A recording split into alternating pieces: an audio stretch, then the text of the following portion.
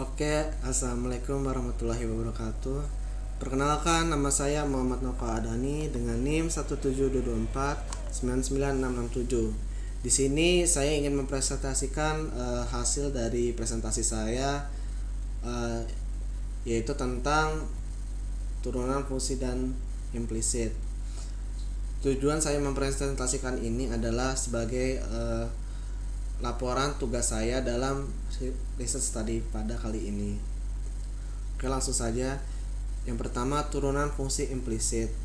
Fungsi implisit adalah fungsi yang terdiri dari dua atau lebih variabel, yakni variabel bebas dan variabel tak bebas, yang berada dalam satu ruas dan tidak bisa dipisahkan pada ruas yang berbeda. Menurunkan fungsi implisit tak jauh beda dengan menurunkan fungsi variabel tunggal, yakni dengan menggunakan notasi Leibniz atau dalam kurung dy per dx. Berikut ini adalah hal yang harus dipahami dalam menurunkan fungsi implisit, khususnya yang memiliki dua variabel, yaitu x dan y. Persamaan yang dapat dituliskan dalam bentuk y sama dengan fx disebut persamaan fungsi eksplisit. Sebagai contohnya yaitu y sama dengan 3x kuadrat plus 5x minus 7 titik koma y sama dengan x kuadrat plus sin x. Kemudian secara umum fungsi fx, y sama dengan c, dengan c anggota dari bilangan real disebut persamaan fungsi implisit. Turunan fungsi implisit dilakukan pada fungsi-fungsi implisit tanpa mengubah bentuk fungsi implisit menjadi fungsi eksplisit. Menurunkan fungsi implisit terhadap x dapat dilakukan dengan cara seperti berikut ini.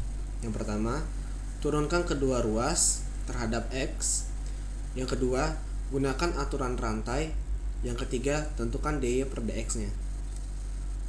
Untuk dapat memahami tentang turunan implisit, bisa dilihat contoh sebagai berikut. Contoh 1, tentukan dy per dx jika y sama dengan u kuadrat dan u sama dengan x pangkat 4. Yang kedua, y sama dengan u kuadrat dan u merupakan fungsi x secara implisit. Pembahasan. Dari aturan rantai diperoleh bahwa dy per dx sama dengan dy per du sama dengan du per dx, yaitu sama dengan 2u dalam kurung 4x pangkat 3 sama dengan 2 dalam kurung x pangkat 4 dikali 4x pangkat 3. Dari aturan rantai diperoleh sebagai berikut. Dy per dx sama dengan dy per du dikali du per dx sama dengan 2u dikali du per dx.